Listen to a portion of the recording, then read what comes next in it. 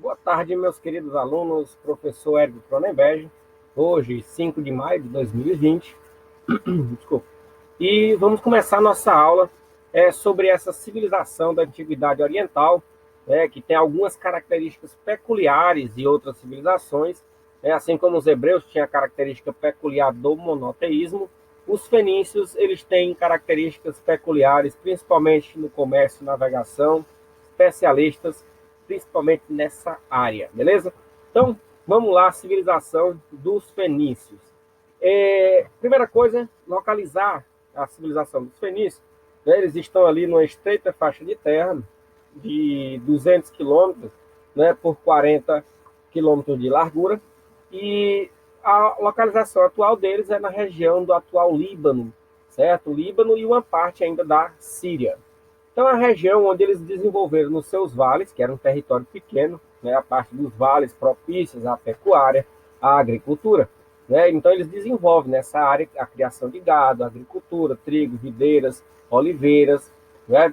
Então, eles também fazem a extração do cedro, a madeira de lei, madeira nobre das florestas dele, e se especializam também na fabricação de navios resistentes, que dão segurança aos fenícios para viajar por longas distâncias, né, superando a navegação de outras civilizações da antiguidade, beleza?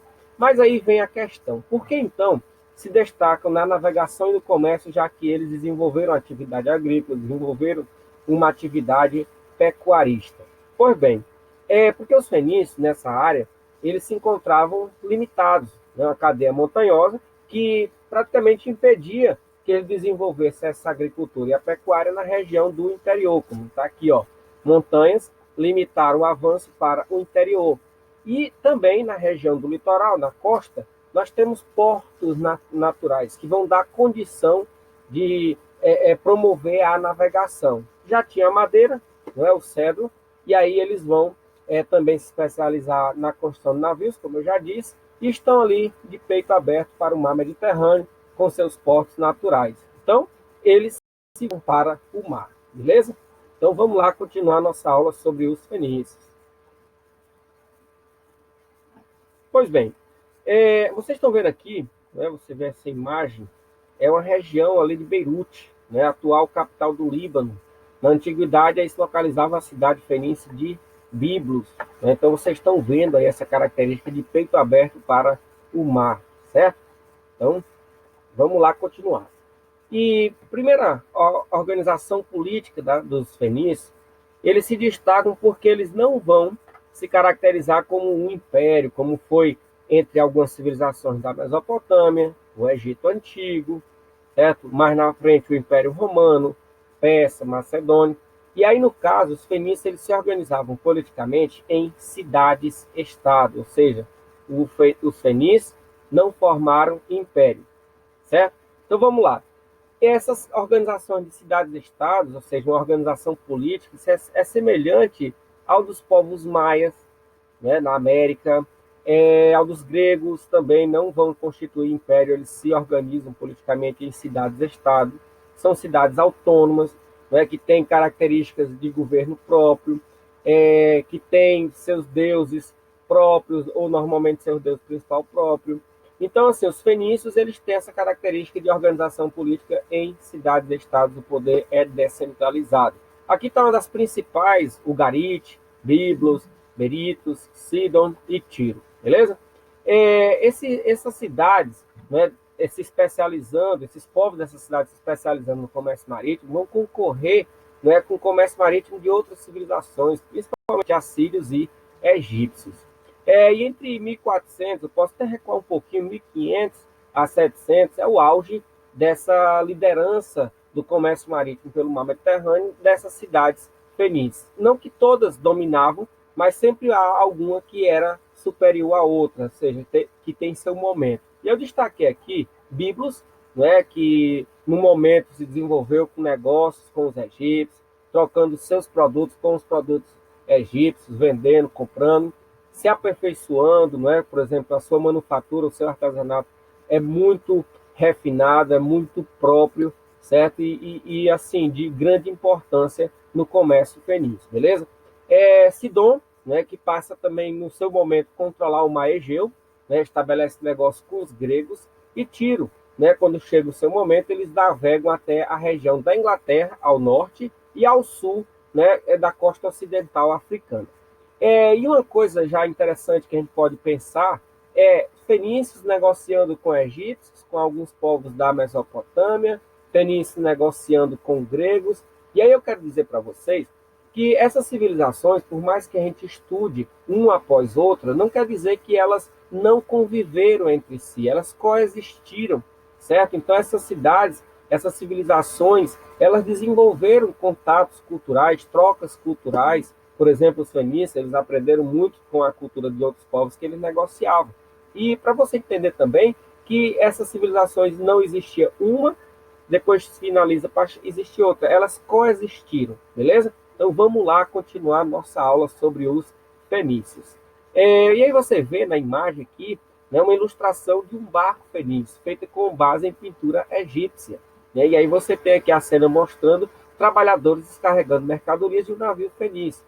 E aí você tem que reparar aqui as diferenças entre as vestimentas dos tripulantes, que revela a hierarquia no interior do navio, assim como tinha também uma hierarquia na sociedade fenícia. A gente vai falar sobre isso daqui a pouco. Beleza. Características do comércio e navegação. Eles fundaram, né, navegando por todo o mar Mediterrâneo, várias colônias. A gente vai ver um mapa daqui a pouco. Eu destaco aqui uma das principais, Cartago, que no século II vai representar uma das primeiras conquistas dos romanos, já no seu processo de expansão, na sua fase de república, e vai ser uma das primeiras conquistas romanas, essa antiga colônia fenícia. E fenícios, né, como os romanos chamavam, e os gregos, eram povos púnicos, os povos vermelhos, povos do mar, beleza? Comercializavam produtos próprios, como cedro, joias, vidro, cristal, tecidos e produtos de outros povos, o papiro, o azeite, vasos e outros produtos. O artesanato, como eu disse para vocês, era diferenciado, é um artesanato que tem características peculiares, mas também tem outras características que foram incorporadas das outras culturas. Tranquilo? E intensas trocas culturais, como eu já falei também. Se eles negociavam com vários povos, eles não vão passar isentos. Esse contato constante com outros povos, eles vão acabar incorporando elementos culturais dessas outras civilizações que eles negociavam.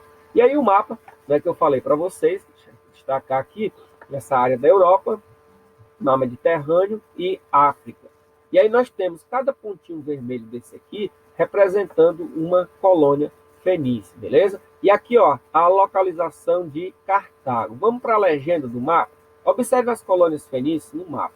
Várias delas, como Chipre, Sicília, Cádiz e especialmente Cartago, alcançaram grande prosperidade. Além de manter intenso comércio com as suas colônias, os fenícios circulavam por todo o Mediterrâneo e também pelo Atlântico. Só dar uma pausa aqui para agradecer, porque eu estou tirando essas imagens do livro Sociedade, História, Sociedade e Cidadania, do Alfredo Boulos, da FTD, e eu queria agradecer por ter imagens tão ricas, tão eficazes, né, para que a gente tenha mais facilidade de demonstrar, por exemplo, a localização, a expansão do comércio fenício, comércio marítimo pelo mar Mediterrâneo, e aqui quando eles começam a sair até do mar Mediterrâneo e já também navegar pelo Oceano Atlântico, tá bom? Então, é muito importante as imagens, né, na compreensão do que a gente está passando aqui no ensino de história. Vamos lá, então. O alfabeto fenício, um dos maiores legados deixados fenícios, foi o alfabeto. Nós temos aqui as escritas anteriores, como a técnica do pictograma, que eu posso atribuir aos povos da Mesopotâmia, com a cuneiforme, ao Egito, com a escrita hieróglifa ou hieroglífica, e, no caso, os ideogramas chineses. Eram complexos, possuíam vários caracteres e não era para todo mundo, era para poucos. No caso aí, Mesopotâmia e Egito, a gente falou na aula lá da Mesopotâmia e do Egito, que tinham os especialistas da escrita, que eram os escribas. Então, no caso, os fenícios, eles vão desenvolver um tipo de escrita inovadora que tem sinais, né, que não são ilimitados, e esses sinais, cada um deles representa uma letra que tem um som próprio, ou seja, um alfabeto fonético. talvez os fenícios não sejam os primeiros a criar um tipo de escrita dessa. Isso aí a história já está mostrando que alguns outros historiadores estão trazendo outras civilizações que também tiveram, antes dos fenícios, esse tipo de escrita. Mas o alfabeto fonético fenício não perde sua importância por isso. Desenvolvido aí mais ou menos por volta de 1100 a.C., eles tinham essas características aqui. Destaquemos, foi uma revolução na comunicação. Sim, foi. Qual a necessidade desse alfabeto que os fenícios desenvolveram? É porque eles negociavam com vários povos, então foi criada esse tipo de escrita para facilitar a comunicação de maneira mais simples, certo? Que não seja tão complexa como era a escrita cuneiforme na Mesopotâmia, e quando ela é simplificada, há um acesso maior de outras pessoas àquele alfabeto, àquela escrita. Né? E a intenção era exatamente essa, para facilitar a comunicação entre os fenícios e os povos que eles negociavam. Então, era um alfabeto simples e prático, 22 sinais com sons próprios, certo? Que são cada letra do alfabeto. Eles usavam só consoantes, certo? Não tinham vogais, e mais abrangente entre os grupos sociais, como eu já disse, por ser mais simples, tinha mais pessoas conhecendo esse tipo de escrita. Como eu disse, só consoantes, e foi inspiração para o alfabeto grego e o alfabeto latino, que deu também origem ao nosso alfabeto do português. Tranquilo? Lembrar também que as vogais, né, que existem no alfabeto atual, no alfabeto latino, romano e no alfabeto grego, foram os gregos que incorporaram as vogais. Tranquilo? Vamos lá continuar. E aqui uma demonstração do que era o alfabeto fenício. Então aqui eu coloquei o alfabeto fenício, e 2 e 3 o alfabeto grego. E aqui nós temos aqui a legenda dessa ilustração. No primeiro friso, vemos caracteres do alfabeto fenício copiados de uma placa de argila do século V a.C., encontrada na ilha de Sardenha, atual Itália. No segundo e terceiro frisos, os caracteres do alfabeto grego e o correspondente de cada um deles no alfabeto latino. Vamos lá continuar, não é, pessoal? Fenícios, navegadores e comerciantes, vocês já utilizaram algum emoji?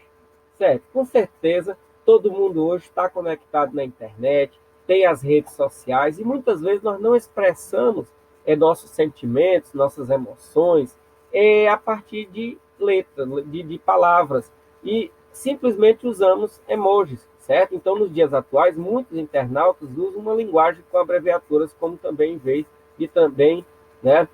Só o TB em vez de também, e ícones para expressar sentimentos, como um legalzinho aí para dizer que está tudo bem, né? Então, assim, esse aqui eu só quero falar sobre isso porque é diferente da escrita fenícia, ou seja, a escrita que nós utilizamos aqui formalmente. Isso aqui, essa questão dos emojis, se assemelha muito ao ideograma, ao pictograma, certo? Que é da escrita cuneiforme, da escrita hieroglífica e da escrita do mandarim chinês, certo? Então, olha aí uma coisa interessante. Vamos lá continuar a nossa aula. Sociedade fenícia. Era uma sociedade hierarquizada, como qualquer outra sociedade e civilização da antiguidade. Apresentava seus grupos que eram desiguais, uns com mais privilégios, outros com menos, outros mais ricos, outros mais pobres, uns com mais influência na política e outros com menos influência na política. Eram lideradas pelo rei, lá no seu início, junto com sacerdotes, comerciantes e também pelos sufetas, que eram magistrados anciãos ilustres, ou seja, a aristocracia comum, né, no domínio político. Mas com o desenvolvimento do comércio marítimo, os fenícios foram começando a ter uma característica própria também na organização da sua sociedade, em relação a quem manda mais, quem governa. Por quê? Porque os grandes comerciantes passaram a ter uma certa postura de domínio político por conta da sua importância nas questões econômicas do comércio marítimo. Ou seja, esse tipo de domínio, onde grandes comerciantes começam a ter mais poder de organização administrativa, de governança daquela cidade-estado, do que o próprio rei, do que o próprio sacerdote na influência religiosa e a ligação com a questão do rei. Ou seja, chega um momento que os grandes comerciantes criam as assembleias que passam a governar e ter mais poder do que o próprio rei em cada cidade-estado da Fenícia. Esse tipo de poder a gente denomina de talassocracia. Vamos lá continuar nossa aulinha sobre Fenícia. E aqui um esboço da sociedade fenícia hierarquizada, com distribuição de poderes e os principais grupos sociais. Aqui, no caso, os reis, sacerdotes, nobres, aristocracia, os comerciantes estão aqui abaixo por ter uma maior quantidade, e eles aqui no momento auge do comércio marítimo fenício é que praticamente governam os grandes comerciantes, e é claro, não estou falando dos pequenos e médios comerciantes. Logo abaixo, os camponeses, operários e marinheiros, e também na base temos um grupo de escravos. E aí, como eu falei para vocês, o poder social na Fenícia, né, estava relacionado com o mar e concentrado nas mãos de uma pequena aristocracia, né, no caso, passa a ser os grandes comerciantes. No início, aqueles nobres, aquele pessoal ligado aos sacerdotes, o rei da cidade-estado, mas acaba os grandes comerciantes assumindo esse papel também de governantes. Vamos lá para a próxima informação. A religião fenícia. A religião dos fenícios era uma religião politeísta. Seus principais deuses eram normalmente elementos da natureza. Como assim, professor? O sol, a lua, uma árvore. Né? Então, quando eles cultuam esses elementos da natureza, a gente chama de religião animista, né? Onde eles estão ali fazendo culto a algum elemento da natureza. Os principais deuses, eu destaquei aqui Baal, né, que é o deus da justiça e das chuvas, Astarté ou Astarteia, que é a deusa da fecundidade e beleza. No próximo slide eu vou até mostrar para vocês a imagem desses dois primeiros deuses, e Alian, né, que é o deus das fontes. Cada cidade-estado possuía um deus principal, mas eles não deixavam de acreditar nem cultuar outros deuses, mas tinha aquele lá principal. E divindades ligadas ao mar sem importância, que é interessante, né, porque já que era um povo comerciante, que navegava, praticava o comércio marítimo, mas eles não tinham divindades ligadas ao mar, certo? Assim, e se tivesse conhecimento de algum, eles não davam importância, tranquilo? Vamos lá para a nossa próxima, e aí é o que eu prometi para vocês, os dois deuses, né, o Baal e Astarteia, que são dois dos vários deuses que os fenícios acreditavam. Vamos lá, agora falar da decadência do povo fenício, né? Ou seja, como foi que eles entraram em decadência. Primeira coisa, vocês estão vendo aqui, certo? Que não foi um processo rápido. A decadência, né, lá depois ali do século VIII, onde termina o seu apogeu no comércio marítimo, eles começam a entrar em decadência, mas é um processo até longo, que vai mais ou menos até o século I a.C., quando eles perdem definitivamente sua autonomia política. O enfraquecimento se dá principalmente pelos ataques de outras civilizações interessados na riqueza gerada pelo comércio marítimo dos fenícios. Então, esses ataques cada vez mais intensos, o crescimento de impérios vizinhos vão enfraquecendo também e deixando mais vulnerável o povo, a civilização fenícia. E aí o processo, como eu destaquei, vai mais ou menos entre o século VIII e 1 a.C., né, uma sequência de várias civilizações, vários outros impérios dominando os povos fenícios, as cidades-estados fenícios.